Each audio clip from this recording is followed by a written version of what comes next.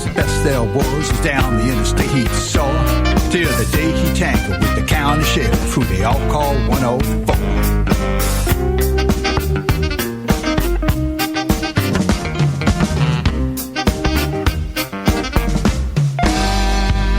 It was late on a Thursday evening, and Jake, he was feeling kind of mean, 'cause he just run out of his favorite drug, you know, the one called amphetamine. So we started up to Petula, and I said, say, baby, let's split. There's a little gas station on down the road that might be fun to hit. So they drove up to the station, and they both jumped off of Jake's ride. They were up to derision at Jake's decision as they both saw to the inside. The attendant, he was an old man, and you know we didn't think it very funny. When Petula pulled out that great big gun, said, honey, give me all your money. Well, the old man opened up the cash drawer, and Jake grabbed the money and ran. With Petula out the door to the big chop collar. If you would like to hear Night Dreams Talk Radio on your local radio station, let them know. Tell them to check out www.nightdreamstalkradio.com, and thank you. Good evening, or morning, depending on your time zone. From the Pacific to the Atlantic to you worldwide. Get yourself a cup of Java and find a comfy, easy chair. And get ready for Gary and his guest on Night Dreams Talk Radio After Dark. And now, here's Gary. And here I am. And boy, that golf club just went out of my hands. But, you know, I'm just thinking here. You know, if you think about how many people think that they're actually capturing a UFO when it could be, well, truck lights, car lights on the side of a mountain coming down. It could be commercial aircraft like Bruce Maccabee said, you know, that are coming towards you and you see those lights. And at a distance, you don't know if it's a plane or not because you can't see the plane in the dark. But you can certainly see the lights. And then as the plane makes a turn, okay, all of a sudden now you no longer see the lights. So you think this UFO was like this vanished. But, you know, there is a lot of people, I'm not saying the guy's a hoaxer in Las Vegas, but I just find it very strange that the guy has captured so many supposedly UFOs off of Las Vegas, which, you know, Nevada is probably one of the least states for reports of UFOs in the country. But I find it this unique that somebody's able to almost go out all the time and get, well, videos of UFOs. And you can clearly see on the one, it is a helicopter, because I have analyzed one of his videos, that this object is going on the side of a mountain, you know, above Las Vegas. It comes to a stop. And it's at a stop for so long, and then it goes a little farther, and it comes to stop. Now, I was told by the Air Force that that's what is doing. The helicopter is stopping and checking for radiation at various areas, and that's what the stopping is. Again, you can see the lights. I don't think UFOs are going to be having lights flashing and all the stuff, the same colors that what's on our commercial aircraft. I just don't buy that. Why do they wouldn't need it? Yeah, that's true. Exactly. Some of those videos, I was going to say, did look like helicopters. But go ahead, James. I'm sorry. I was going to say exactly. Plus, I did some research on that a while back and did find out that they do check the area of the hillside, like Gary's saying, for radiation. And the helicopters that they use, there's a lot of high-tech. They're not your regular helicopters, so they may have different lights or may look different or be different speeds or whatever, but that's a good point. You're mentioning, Gary, how the angles, like Bruce said, from one way, then it disappears. That happens with a lot of other craft, too. Plus, there's a lot of different drones out there, even commercially, that people can get and dress them up, and you would swear from a distance that, you know, that's some kind of UFO, and it's just somebody having fun. Yeah, but, I mean, this, though, you can clearly see it's a large object. But the angle it moves, too, if you analyze the video, it's the same type of angle a helicopter takes. When I've been on a lot of helicopters when I was in the military. Okay, every time they take off, okay, from hovering, the nose of the helicopter takes a dip. Yeah. Okay, you don't see it go up. You see a dip, and then it comes up. Okay, well, on that video, that's what you see. You clearly see the dip, and then it moves on. Yep. So otherwise, this guy has broke the world record of capturing UFOs. And you know, in this day and age with all the terrorist threats and everything, they wouldn't take but very many of those unidentifieds, and there would be some, I would think, a lot of F-17s or something flying out there to investigate. Yeah, exactly. That's what the Air Force told me. If there were sightings of UFOs out there, and the guy, clearly, even the guy at the Air Force laughed. He knew everybody knows who the guy is. I mean, he's made a very good name of himself. And again, if you want to go pay to look at his videos on YouTube, that's fine. That's fine. But I can tell you, he is a world record holder of capturing UFOs. That's all I'm saying. Yeah, he is. And you know what? It gives people who are seriously investigating, okay, it gives them a funny feeling when somebody does that. That's all I can say. Yeah, it does. It definitely does. That's for sure. Yeah. So I just wanted to clear up because a lot of people didn't realize that. Because even me, I get a lot of reports during the week of people seeing UFOs.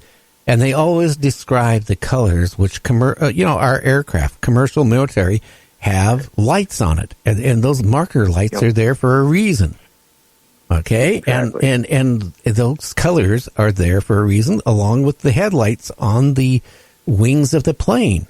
They're to be seen and all that identified. Now, I can't believe these UFOs go through the same color combinations that the FAA requires for all commercial and military aircraft.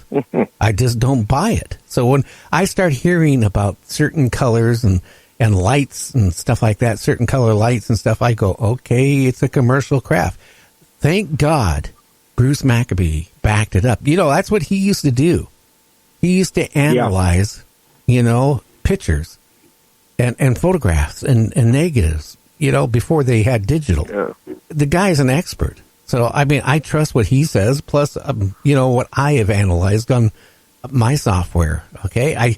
I have only had maybe one in the last 2 years of somebody sending me a picture that I couldn't debunk it. I looked at it and tried debunking it, and I really think it was a real UFO.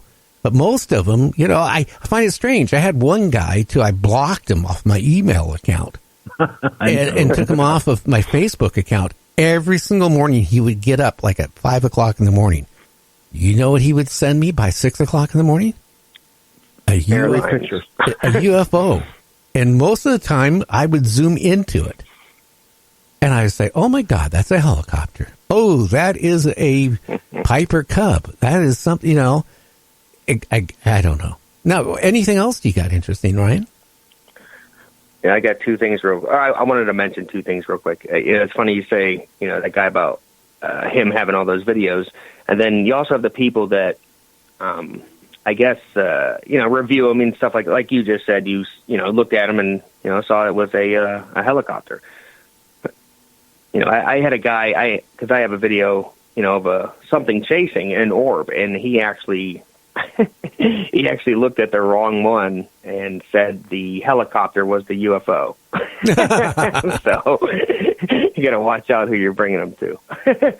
But second of all, did Bruce mention what his wife captured? Did you guys talk about that at all? No, that'll probably be the next time he's on. He wants to come back on. Okay. Yeah. Hopefully you guys talk about that, because that is a very interesting topic, I guess. It has to do with missing 411. Oh, yeah. Right. That's the next thing. But I'll tell you what. Last night, Bruce was more open and talked more things than he ever has on the show. And he's been on about 5 times, 6 times. And last night, he was just a walking encyclopedia. Yeah. That's awesome. Yeah, I got one more sighting for you here. All right. This one here says, after work, I observed a strange light in the sky flashing and moving. It reminded me of a light that I saw in 2005, in which it turned out to be a large triangle-shaped craft that flew directly over my car. These lights that I witnessed in 2015 were moving the same, and it did not appear to be anything man-made. Did not appear to be a satellite or a star or anything that she could see. And she said the one that she saw last night was, I guess, identical. And she did post a video that's about 6 minutes long of it. So you guys can go on and check that out as well. I'm just waiting for, obviously, Nightcap to update their site as well. So Interesting. Once I get that up and running, I'll have those for you guys as well. So, and you said you have one more? No, that was it right there. That was the one more I had. Okay, well, what do you think about the report I had from a trucker who went in, had his dinner, filled up his big rig in Eugene, Oregon, at a truck stop. And then as he was leaving the truck stop, he saw, he thought it was a guy dressed up in like a Halloween costume or something, and he noticed the guy had to be like 6.5 to 7 feet tall. And he said it was uglier than, the Jeeper Creepers guy. And then he thought, hey, well, whatever this guy is doing is what he's doing. Then all of a sudden the guys start levitating. That cold medicine is starting to kick in. Levitating. Yeah, good levitating Lord. Off the, well, you got the Vic says it's non-drowsy. I tell you what, after taking that Dayquil, I feel like anyway, the guy's off the ground. Imagine a foot or two off the ground, and then the wings come out. And then they slowly flap, and the creature, just kind of flies off. Jeez. Maybe he was on Dayquil. I'm just kidding. Well, he might have been. You never know. Sounds like... But there's a lot of reports of, Mothman lately, and not just, in the Midwest or in the East Coast. They seem to be all over now. Yeah, there's tons, especially, Law and Sight's been pretty busy. Fams and Monsters, they've been getting tons of posts in there recently about humanoid sightings, which I just find fascinating. So, matter of fact, I got one from out here that someone sent me about 2 weeks ago. So, well, let's hear about it. But she lives about 30 miles from me here, north of me, and she said they were outside in their cornfield there, the one night getting ready to have a bonfire, and it was her and her sister, and everyone else was showing up after they got out of work, I guess, and they saw something moving back and forth because her husband had set up these lights before he had left. And, as it got dark, she plugged them in. And whatever it was, they said its head was sticking out over the corn stalks. And whenever it got close, she said it had such a broad chest. She said it couldn't have been a regular person. She said it was too broad of a person. And she said when it turned around, it had long hair. It didn't have any wings or anything, but she said it basically looked like a Bigfoot type humanoid. But she said it was huge, and she said soon as they were caught looking at it, she said it just zoomed. It went away so fast that they couldn't believe that someone could actually move that fast. Interesting. So, now, I find that pretty odd. What state was this? It's Pennsylvania. Pennsylvania. Yep. Well, it's funny since we kind of been working it, and we're going to actually. James, let you know, too, we're going to revamp. If everything goes right, we're even going to revamp the website where it does a lot of different things compared to what it is now. But, we've been experimenting because a lot of our listeners are truckers. So, we've been doing a little trucker information at the beginning of the show on the news and stuff like that. And I put something up on the website. I now have been getting a lot of truckers responding and sending me emails more than ever. Like the guy about... claiming he saw a Mothman in Eugene. I found that so interesting. But, You know, when you think about it, these guys are out 24/7. Yeah, they're the backbone